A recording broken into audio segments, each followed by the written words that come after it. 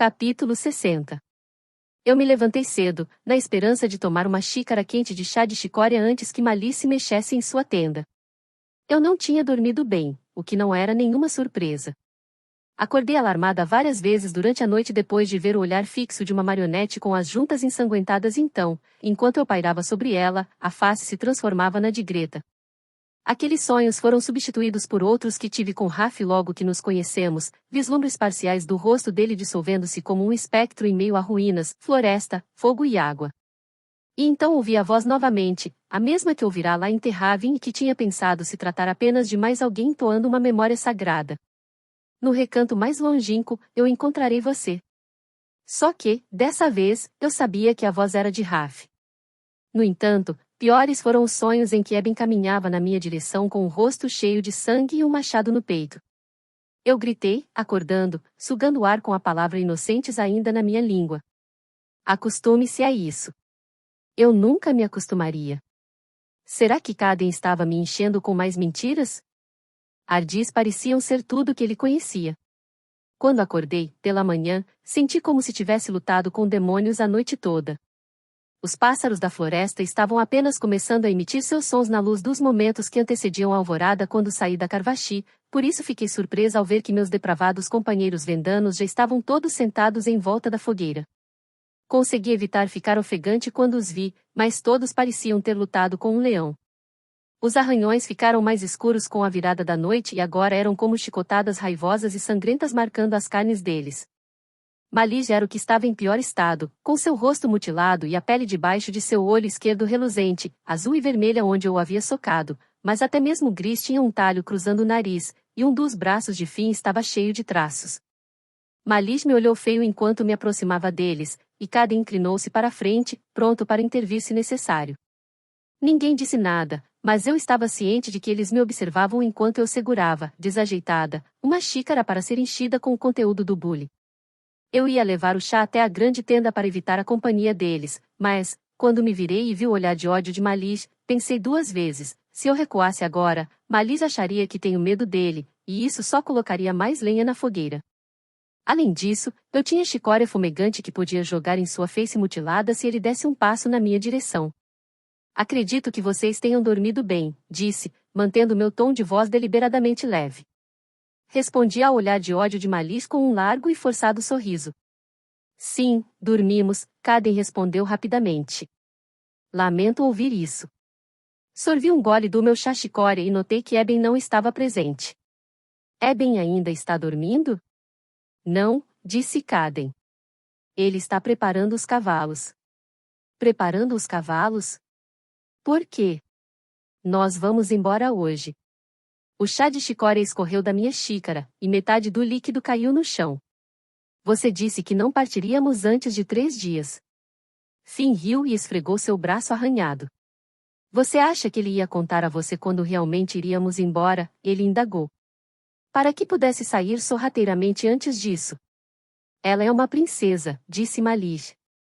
E todos nós somos ogros idiotas. É claro que foi o que ela pensou. Olhei para Caden, que permaneceu em silêncio.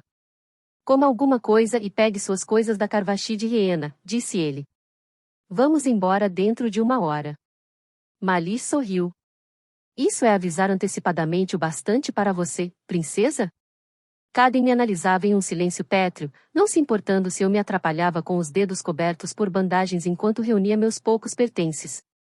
Ele sabia exatamente onde eu guardava a bolsa de comida que vinha juntando para minha fuga, com pedacinhos de bolos de sálvia, bolas de queijo de cabra enroladas em sal e gaze e batatas e nabos que tinha pilhado dos suprimentos dos nômades.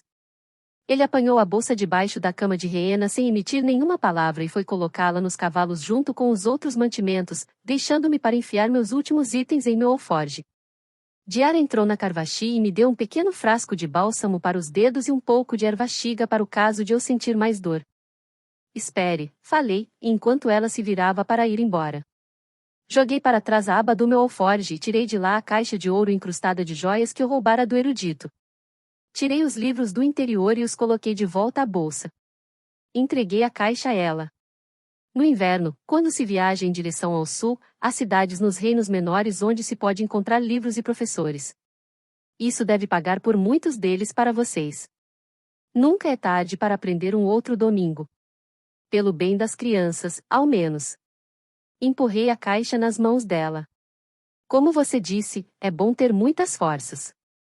Ela assentiu e colocou a caixa em cima da cama. Ergueu as mãos e segurou meu rosto com gentileza. Assente Shaores Rivebreasa. Ela se inclinou para perto de mim, pressionando a bochecha na minha e sussurrou, Suvictara. Quando ela recuou um passo, balancei a cabeça em negativa. Ainda não tinha aprendido o idioma deles. Volte seus ouvidos para o vento, ela traduziu. Permaneça forte. Natia olhou com ódio para Caden enquanto ele me ajudava a montar em meu cavalo. Malis havia insistido para que minhas mãos fossem cortadas ou amarradas antes de partirmos. Uma semana atrás, Caden teria discutido com Malis, no entanto, hoje ele não fez isso, e eu estava com as mãos atadas. Natia e as outras mulheres rapidamente arranjaram roupas de montaria para mim, visto que haviam queimado minhas vestes antigas. Ficou claro que elas também não sabiam que íamos embora hoje. Acharam uma saia longa de montaria com fendas nas pernas e uma blusa justa branca para eu vestir. Também me deram uma velha capa para o caso de o tempo mudar, e embrulhei-a junto com meu saco de dormir. Rena fez com que eu ficasse com o lenço na cabeça. Gris rugiu um adeus sentimental, mas nenhum dos nômades lhe respondeu. Talvez não fossem bons com despedidas, ou talvez se sentissem como eu, como se isso simplesmente não estivesse certo. Uma despedida parecia nascida de uma escolha de ir embora, e todos eles sabiam que essa não era minha escolha, mas, no último minuto, Rena e Natia saíram correndo atrás dos nossos cavalos.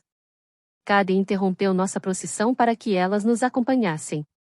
Como os dizeres de Diara, suas palavras de despedida vieram no idioma delas, talvez porque assim fosse mais natural e de coração para as mulheres, mas suas palavras eram dirigidas somente a mim. Cada uma estava de um lado do meu cavalo, paradas, em pé. Revas já tem Meteux, disse Rena, sem fôlego. Seja valente e verdadeira consigo, sussurrou ela, com preocupação e esperança nos olhos. Ela tocou o próprio queixo, erguendo, indicando que eu deveria fazer o mesmo. Assenti e toquei com as minhas mãos atadas nas dela. Natia colocou a mão na minha perna do outro lado, seus olhos ferozes enquanto encarava os meus. Que é o chavel umbica reudis li chascavanges beestra. Seu tom não era suave nem esperançoso. Ela desferiu outro olhar de ódio para Caden, inclinando a cabeça para o lado dessa vez, como se estivesse desafiando-o a traduzir o que havia dito. Ele franziu o rosto e a atendeu. Que o seu cavalo chute pedras nos dentes do seu inimigo, disse ele, sem emoção na voz, sem partilhar a paixão de Natia. Baixei o olhar para ela, com meus olhos ardendo enquanto beijava meus dedos e os erguia aos céus. Do seu coração nobre aos ouvidos dos deuses. Partimos com a bênção final de Natia sendo nossa última despedida. Caden manteve seu cavalo perto do meu, como se achasse que eu poderia fugir até mesmo com as mãos atadas. Eu não sabia ao certo se estava exausta, entorpecida ou despedaçada, mas uma estranha parte de mim permanecia. Calma. Talvez fossem as palavras de despedida de Diara, Rena e Natia que tivessem me dado forças. Ergui o queixo. Minhas táticas haviam sido descobertas, mas eu não estava derrotada. Ainda não. Quando estávamos a cerca de 1,5 km vale abaixo, Caden disse, você ainda planeja fugir, não? Olhei para minhas mãos atadas repousadas sobre a sela, com as rédeas quase inúteis na minha pegada. Aos poucos, meu olhar encontrou-se com o dele. Devo mentir e dizer não, quando ambos já sabemos da resposta? Você morreria nesse local inóspito sozinha. Não há nenhum lugar para onde ir. Eu tenho um lar, Caden. Que está bem distante agora. Venda será seu novo lar. Você ainda poderia me deixar ir embora. Eu não vou voltar para a Cívica para garantir a aliança. Eu lhe prometo solenemente que não farei isso. Você é uma péssima mentirosa, Lia. Olhei de esguelha para ele. Não, para falar a verdade, posso ser uma mentirosa muito boa, mas algumas mentiras precisam de mais trabalho ao serem usadas. Você deveria saber disso. Afinal, é tão habilidoso nessa arte. Por um bom tempo, ele não me respondeu, e depois, soltou abruptamente as seguintes palavras, sinto muito, Lia. Não podia contar a você que estávamos partindo. Nem sobre a ponte. O que você teria a ganhar com isso? Só tornaria as coisas mais difíceis para você. Mais difíceis para você, na verdade. Ele puxou as rédeas e fez com que o meu cavalo parasse também. A frustração cintilava em seus olhos. Sim, admitiu. Mais difíceis para mim. Era isso que queria ouvir? Não tenho as opções que você acha que tenho, Lia. Quando falei que estava tentando salvar sua vida, não era mentira. Encarei-o, sabia que ele acreditava no que estava dizendo, mas isso não tornava o que ele dizia verdade. Sempre haveria opções. Algumas escolhas simplesmente não são fáceis de serem feitas. Nossos olhares fixos permaneceram travados um no outro até que ele, por fim, soltou uma outra mescla de gemido e bufada, incomodado, estalou as rédeas e continuamos em frente. O estreito vale estirava-se por mais uns poucos quilômetros e então seguimos por uma longa e árdua descida em uma trilha em zigue-zague pela montanha.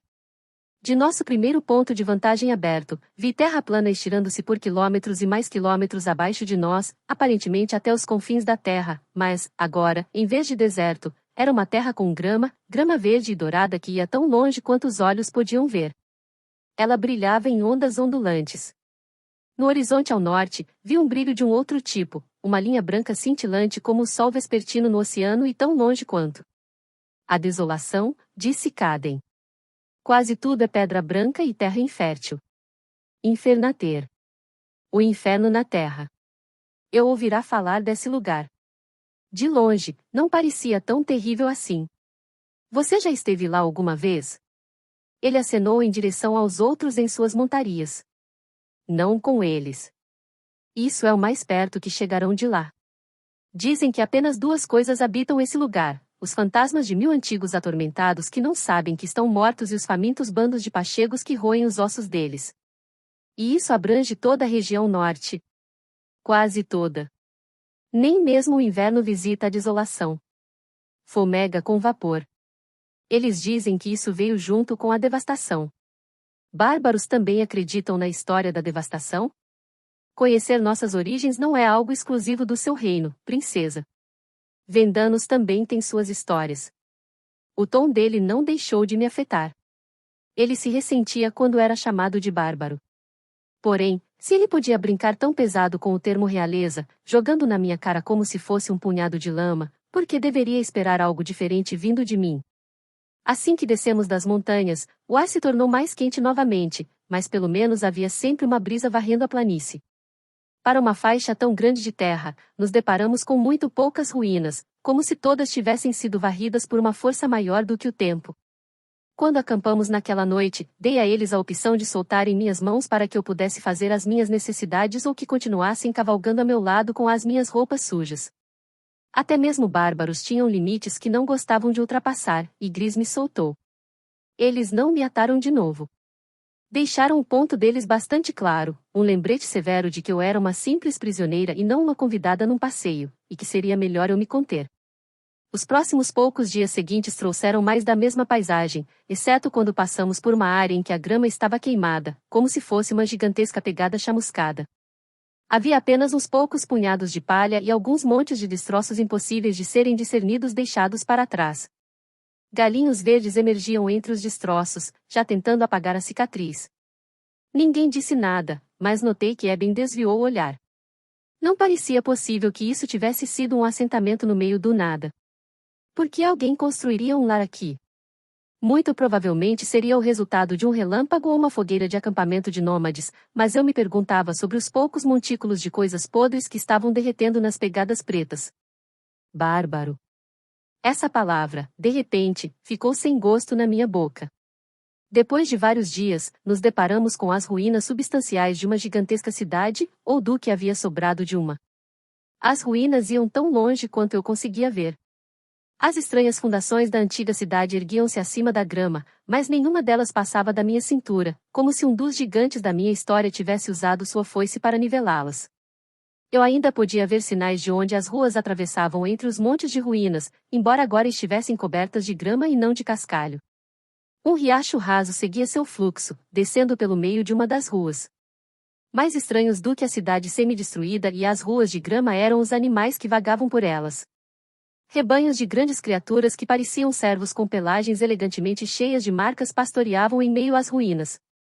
Os elegantes cornos chanfrados eram mais longos do que o meu braço.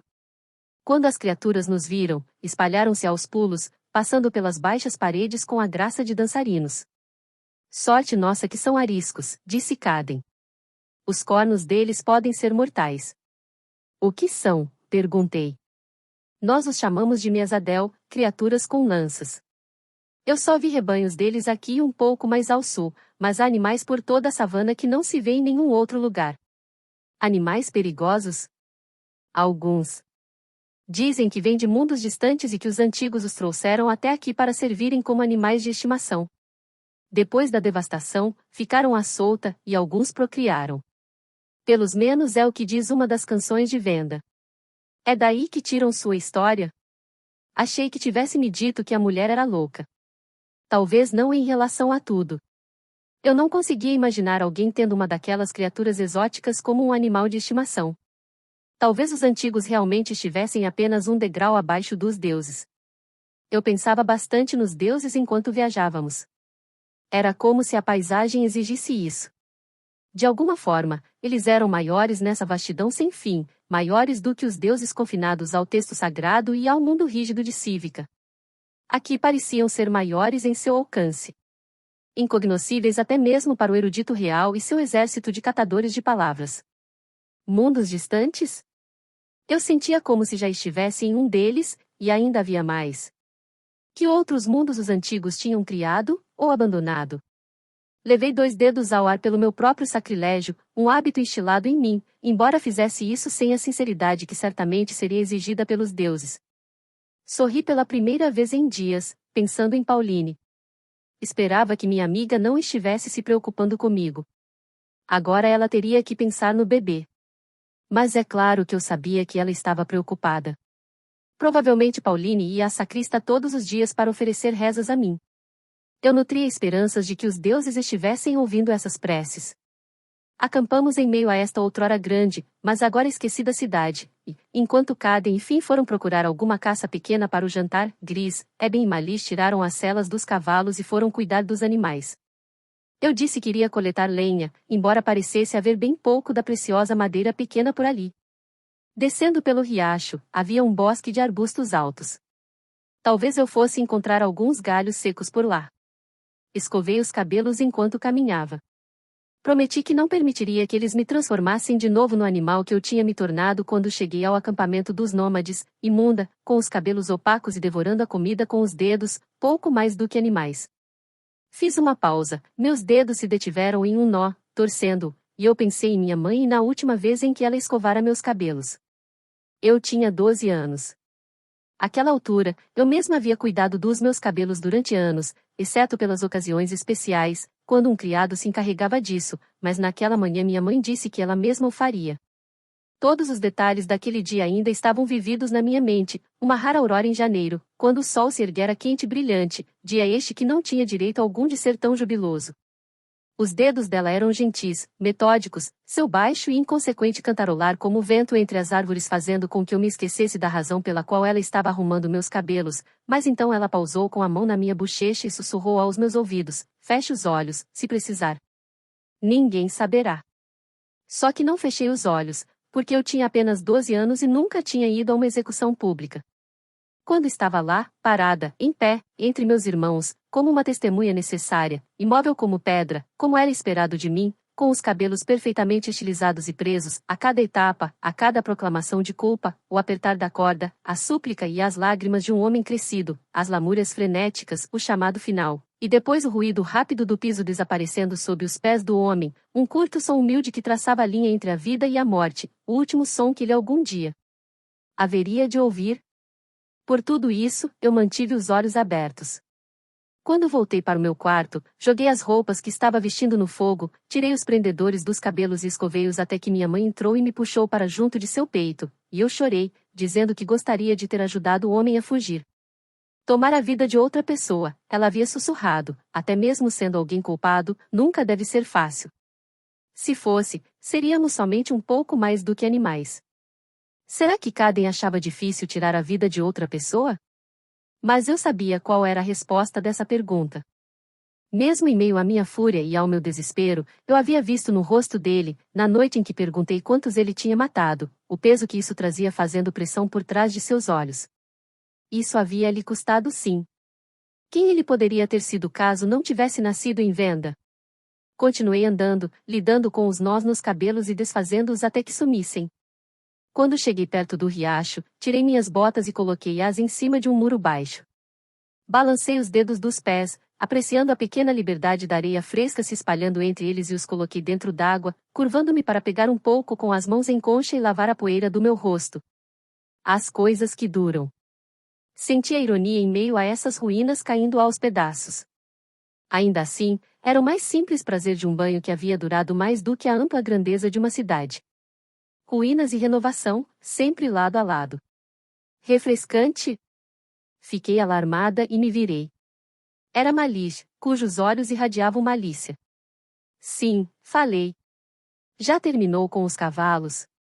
Eles podem esperar. Ele deu um passo mais para perto, viu que estávamos longe da vista de todos e soltou a fivela do cinto de sua calça. Talvez eu me junte a você. Saí de dentro d'água para voltar ao acampamento. Estou de saída. Você pode ficar com a água para si. Ele esticou a mão e agarrou meu braço, puxando-me para junto dele.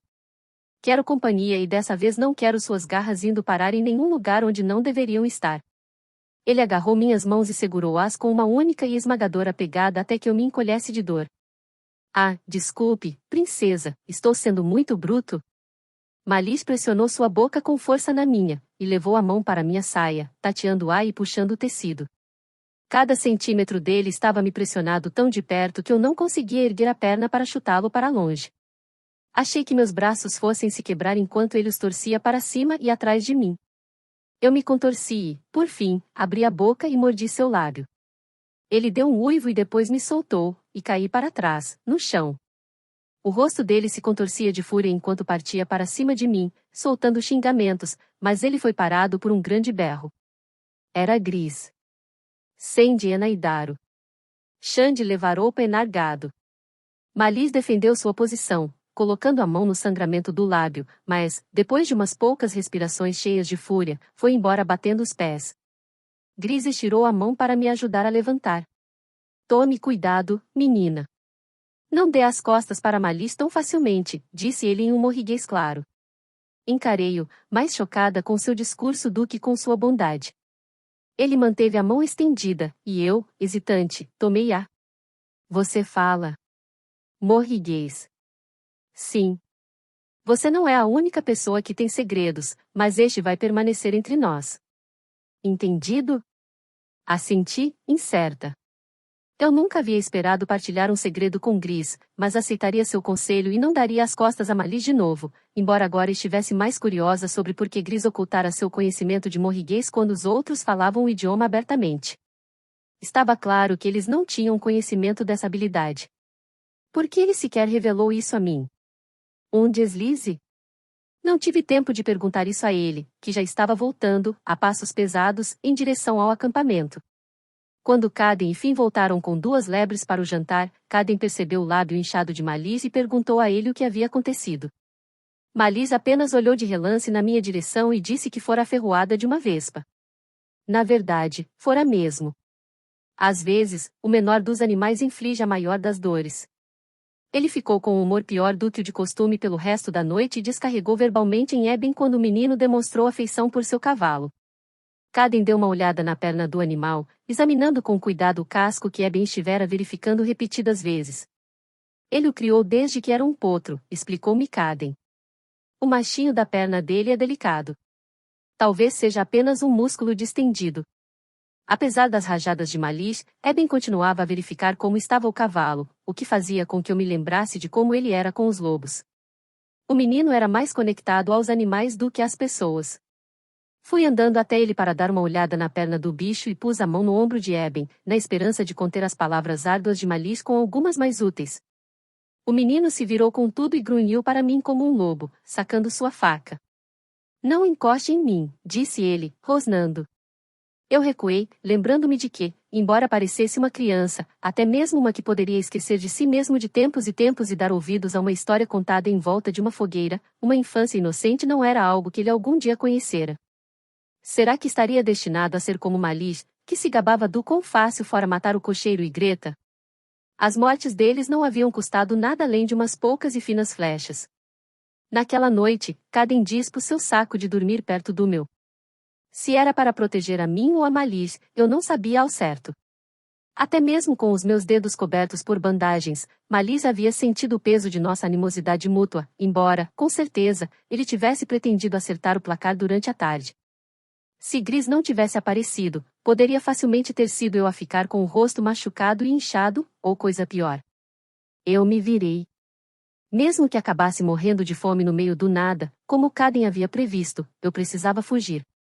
Malice era perigoso bastante, mas logo eu estaria em uma cidade com milhares de homens como ele. Nem sempre podemos esperar pelo momento perfeito. As palavras de Pauline pareciam ainda mais verdadeiras agora do que nunca.